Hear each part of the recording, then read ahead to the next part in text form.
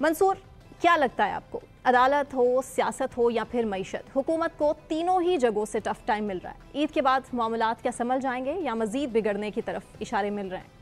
देखिए सना, मेरे ख्याल में सबसे पहले अगर हम अदालत के मामलात के हवाले से बात करें, मेरे ख्याल में वहाँ पे हुकूमत को जो है वो कुछ जगहों के ऊपर टफ टाइम मिलेगा, लेकिन कोई बहुत ज़्यादा परेशानी के आसार मुझे नज़र नहीं आ रहे, क्योंकि चीफ जस्टिस काजी फाइसा का जहाँ तक मामला है तो वहाँ पे मुझे नहीं लगता कि हुकूमत को कोई प्रॉब्लम आएगी। लेकिन इस्लामाबाद हाई कोर्ट के हवाले से वो जो 6 जजेस का ख़त है वो एक प्रॉब्लम एरिया है, लेकिन जारी बात है उसके लिए, उसको हैंडल करने के लिए भी उन सारे मामलात को जो देखा जा रहा है वो चीफ जस्टिस की जानिब से देखा जा रहा है। तो मैं अदालती मामलात के हवाले से मुझे नहीं लगता कि हुकूमत के लिए फ़िलहाल कोई बहुत बड़ी परेशानी होगी।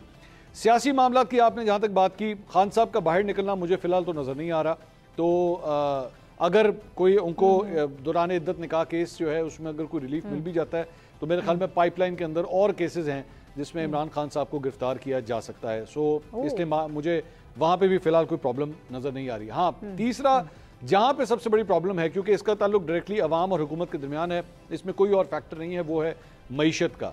IMF के साथ आपकी डील जो है जिन टर्म्स एंड कंडीशंस के ऊपर हो रही है या होने जा रही है वो अवाम के लिए काफ़ी तकलीफ साबित होंगे, क्योंकि ज़ाहिर बात है टैक्सेस जो है उनको इंक्रीज़ किया जाएगा और जब टैक्स इंक्रीज़ होगा तो महंगाई बढ़ेगी तो अवाम जो है वो मज़ीद तकलीफ़ में जाएंगे। और जब जहन में रखिएगा कि एक बड़ा पुराना रूल है कि जब आपको तकलीफ़ होती है तो आपको जो सबसे ज़्यादा प्यारा होता है ना वो याद आता है। तो इस सारी सूरत हाल में जब अवाम तकलीफ़ में जाएगी तो वो किसको याद करेंगी? उसी को याद करेंगे जिसको उन्होंने वोट दिया था। तो जिसने जिसको वोट दिया था उसको वो याद आएगा, जिसने जिसको वोट नहीं दिया था उसको वो और बुरा भला कहेगा। तो इसलिए इस हुकूमत को जो ऑलरेडी फॉर्म 45 और 47 के साए के अंडर ऑपरेट कर रही है, फिर अवाम जब उसको याद करेंगी तो फिर इनके लिए जो है वो काफ़ी तकलीफदेह हालात होंगे। ठीक है मंसूर, आपके मुताबिक इमरान खान को मजीद टफ टाइम मिल सकता है, लेकिन हुकूमत का कोई कुछ नहीं बिगाड़ सकता। आसमा, आपको क्या लगता है, अदालत की तरफ देखें या सियासत की तरफ देखें, मईशत भी बहुत बड़ा मसला है, बजट भी हमारे सामने आ चुका, तीनों ही जगहों से टफ टाइम मिल रहा है हुकूमत को। आपको क्या लगता है कि ईद के बाद मामलात हल हो जाएंगे या मुश्किल खड़ी होने वाली है हुकूमत के लिए? देखिए, मुझे नहीं लगता कि हालात जो हैं वो एक चुटकी बजाने से संभल जाएंगे, क्योंकि जितना बिगाड़ है और जिस तरह से ये जो गांठें हैं ये हाथों से लगाई गई हैं, ये अब दांतों से नहीं खुल रही। तो मेरा ख्याल है कि ये एक बहुत ही एक मुश्किल हालात है और मौशी बहरान को सिर्फ अंदाजे के लिए कितना आसान होगा बताना आवाम के लिए वो ये है कि आपके पास मुल्क चलाने के लिए पैसे नहीं हैं, आपको IMF जो शराइत दे रहा है वो आप कबूल करेंगे तो मरेंगे, यानी कि आपको नुकसान होगा। अगर आप कबूल नहीं करेंगे तो आपका एग्रीमेंट नहीं होगा जो बहुत ज़रूरी है। तो आगे कुआं है, पीछे खाई है।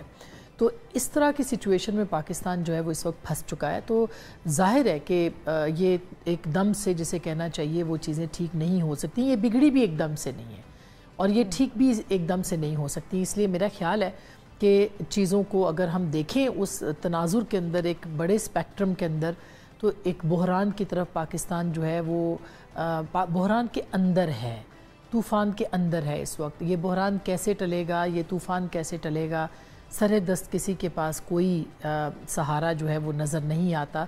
मगर ये डे टू डे चीज़ें हैं जो कि चल रही हैं और ये डे टू डे चीज़ें जो है ये हल नहीं है कम अज़ कम।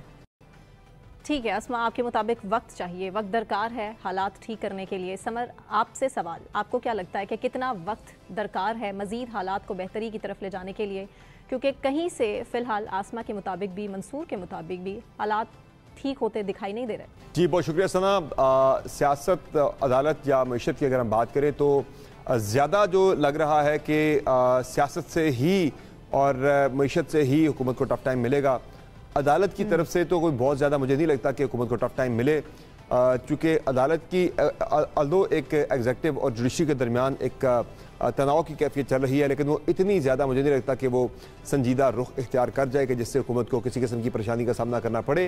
बाकी जहाँ तक ताल्लुक है सियासत का, तो ईद के बाद चूँकि पाकिस्तान तहरीक इंसाफ लेड जो एक अपोजिशन इत्तेहाद है वो एक एहतजाजी तहरीक शुरू करने जा रहा है, लेकिन ये किसी हद तक तो हुकूमत के लिए परेशानी का बायस बनेगा। लेकिन मुझे नहीं लगता कि उस बड़े पैमाने पर हुकूमत के लिए इतना परेशान कुन बन जाए कि हुकूमत जो है वो उसे अपनी जान के लाले पड़ जाए, यानी कि हुकूमत को अपने लिए वो खतरा महसूस होने लग जाए अपनी एग्जिस्टेंस को लेकर। तो किसी हद तक ऑब्वियसली टेंशन ज़रूर होगी हुकूमत के लिए, लेकिन ये इतने बड़े पैमाने पर नहीं होगा कि हुकूमत का जो है वो कार्य, सरकार जो है वो बिल्कुल ही, जो निज़ाम है हुकूमत है वो बिल्कुल जैम हो जाए, रुक जाए। मईशत जो है वो सबसे बड़ा चैलेंज है हुकूमत के लिए कि मुआशी मैदान के अंदर जो चैलेंजेस हुकूमत के हैं वो काफ़ी ज़्यादा हैं, और IMF प्रोग्राम के आने के बाद इसका जो नीचे आवाम पे असर आएगा उससे हुकूमत को काफ़ी ज़्यादा मुश्किलात का सामना करना पड़ेगा, सिर्फ हुकूमत नहीं बल्कि आवाम को भी। मईशत ही सबसे बड़ा मसला है और इलेक्शन से पहले भी जो दावे, जो वादे हमारे सामने थे, अब हुकूमत बन जाने के बावजूद मईशत ही है जो कि ठीक होने का नाम नहीं ले रही। डॉक्टर मारिया, आपको क्या लगता है, अदालत, सियासत या मईशत? क्योंकि समर के मुताबिक तो मईशत ही सबसे बड़ा मसला है हुकूमत के सामने, लेकिन अदालत भी कोई कम टफ टाइम नहीं दे रही हुकूमत को, कैसे टैकल करेंगी? ईद के बाद मज़ीद मामला जो हैं वो मुझे तो बिगड़ते ही नज़र आते हैं, बिकॉज़ अगर आप देख लें कि इस वक्त पॉलिटिकल टेम्परेचर्स भी जो हैं वो बढ़ते जा रहे हैं। वो कि इस वक्त एक अलायंस की बात हो रही है PTI और JUIF में, जो कि अननेचुरल अलायंस है, बट एक सिंगल पॉइंट एजेंडा पे वो कन्वीन कर रहे हैं। सो वो एक टफ़ टाइम देते हुए नज़र आ रहे हैं हुकूमत को, बिलखुसूस एक ऐसे टाइम पर जब हुकूमत उनके लिए कंड्यूसिव एनवायरनमेंट, PTI की बात अगर करें तो PTI के लिए कंड्यूसिव एनवायरनमेंट नहीं दे रही है। नए केसेस की बात हो रही है, बिकॉज इमरान खान साहब जैसे बरी होते जा रहे हैं केसेस में, या केसेस उनके खिलाफ जो है ख़त्म हो रहे हैं, तो नए केसेस की जो है वो मज़ीद बात हो रही है, और संगीन गद्दारी के केसेस की भी जो है वो बात हो रही है। तो ये तो नज़र आ रहा है कि हुकूमत मज़ीद PTI को दीवार से लगा रही है, एंड ऑफ कोर्स PTI जो है वो रिटेलिएट करेगी, तो वहाँ से तो कोई खैर की खबर नज़र आती नहीं है। अगर आगे मईशत की बात करें तो जब तक ईद के बाद का टाइम जो होगा उस वक्त वो सारी सख्त फैसले जो हैं वो सामने आ रहे होंगे, जो कि हुकूमत को IMF की वजह से बजट में जो है वो रखने पड़ेंगे। कोई रिलीफ मिलती हुई नज़र नहीं आ रही। अदलिया की बात कर लें तो वहाँ से भी कोई लग नहीं रहा कि कोई टेम्परेचर्स जो हैं वो डाउन होंगे। उसकी वजह यह है कि एक हमें वाज़े एक तफरीक जो है, वाज़े एक डिवाइड जो है वो नज़र आ रही है, अदलिया के अंदर भी नज़र आ रही है, जिसमें माजरत के साथ काजी फायज़ ईसा साहब जो हैं, he hasn't been able to play और replicate the situation as best as he should have. तो वहाँ पर भी चीज़ें जो हैं वो टेम्परेचर्स ऊपर जाते ही नज़र आ रहे हैं, नज़र नहीं आ रहा, क्योंकि अगेन जो जितने स्टेक होल्डर्स हैं, आप शहबाज शरीफ साहब की बात देख लें जहाँ उन्होंने अदलिया को जो है वो ब्लैक शीप कह दिया, फिर उसके बाद रिटॉर्ट आया ऑनरेबल जजेस की जानिब से जहाँ उन्होंने कहा जी हम ब्लैक शीप नहीं, हम बम्बल बीज हैं। सो हैविंग सेड दैट वो भी टेम्परेचर्स के नीचे जाते हुए नज़र नहीं आ रहे हैं।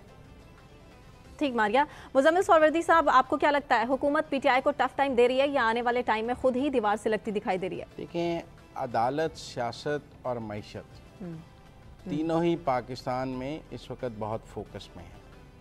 मईशत जो है वो हमारी इस वक्त जो है वो बॉर्डर लाइन है।